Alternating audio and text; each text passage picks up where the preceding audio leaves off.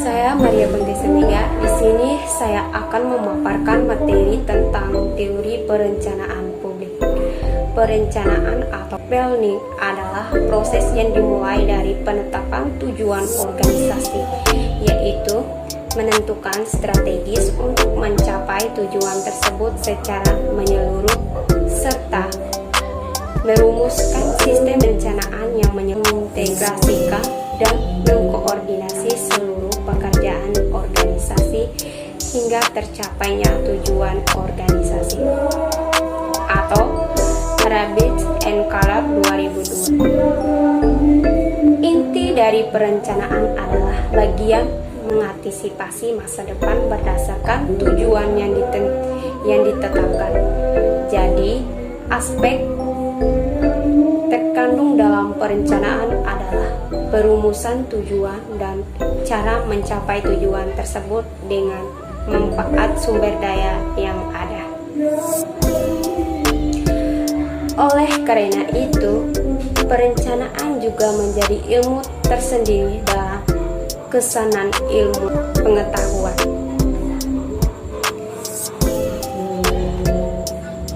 Perencanaan dibedakan menjadi dua, yaitu perencanaan sektor dan perencanaan nasional atau regional.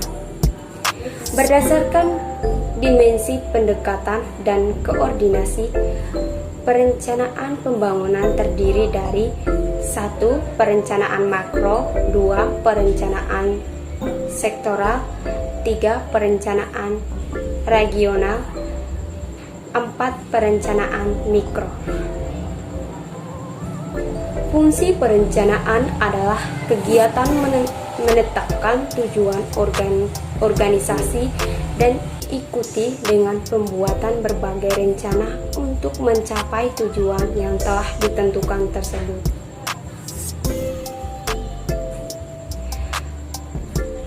Ada dua jenis rencana, yaitu 1. Rencana strategis yang disusun untuk mencapai tujuan umum organisasi, yaitu pelaksanaan misi organisasi, dan kedua, rencana operasional yang merupakan rincian tentang bagaimana rencana strategis dilakukan.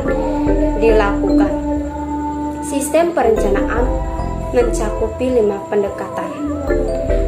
Dalam seluruh rangkaian perencanaan itu: 1. Politik, 2. Teknokratif, 3. Partisipatif, 4. Atas bawah atau top down, 5. Bawah atas atau bottom up. Perencanaan pembangunan terdiri dari 4 tahap, yakni 1. Penyusunan rencana, 2. Penetapan rencana, 3.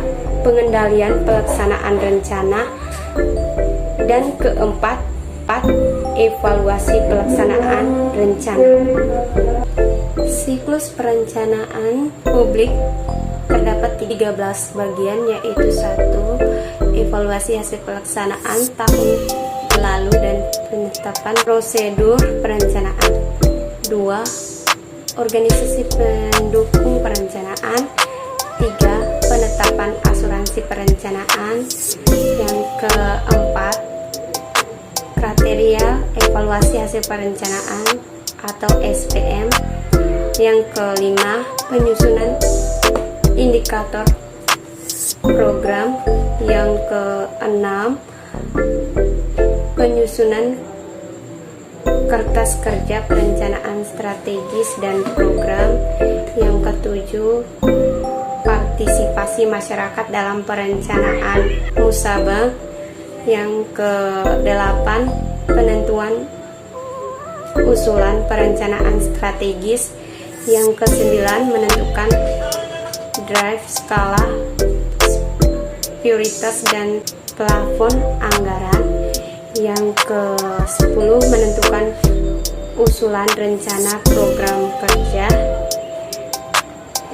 yang ke-11, penyelesaian draft dokumen perencanaan, yang ke-12, pembahasan draft dokumen perencanaan. Yang ke-13, penentuan dokumen perencanaan. Di sini teknik perencanaan publik ada 5 ragam tingkat perencanaan, yaitu 1. Perencanaan komprehensif atau comprehensive parts. Yang kedua, perencanaan sistem atau system parts. Yang ketiga, perencanaan di tingkat daerah atau district parts sampai area perencanaan. Yang keempat, perencanaan subsistem atau pelaksanaan parts. Yang kelima, perencanaan tempat atau sistem parts. Ada 3 jenis survei yang biasanya digunakan, yaitu survei melalui pos, yang kedua survei melalui telepon, yang ketiga survei per orang. Visionaris adalah teknik partisipasi publik yang digunakan untuk membangun cita-cita dan tujuan organisasi yang sering didasari pada tema dalam literatur atau visionary. Teknik brainstorming klasik dapat digunakan untuk formulasikan maksud dan tujuan, mengidentifikasi isu, mengembangkan strategis, memiliki alternatif, dan menyelesaikan konflik. Teknik ini secara garis besar berjalan sebagai berikut. 1. Pertanyaan dibuat dan diajukan kepada kelompok. Yang kedua, masing-masing anggota kelompok menuliskan jawaban atas pertanyaan yang diajukan. Yang ketiga, masing-masing anggota kelompok membaca jawaban. Pengulasan jawaban diperbolehkan, namun diskusi tidak diperkenankan dalam hal ini. Yang keempat, masing-masing anggota kelompok mendiskusikan jawaban kelompok secara bergilir.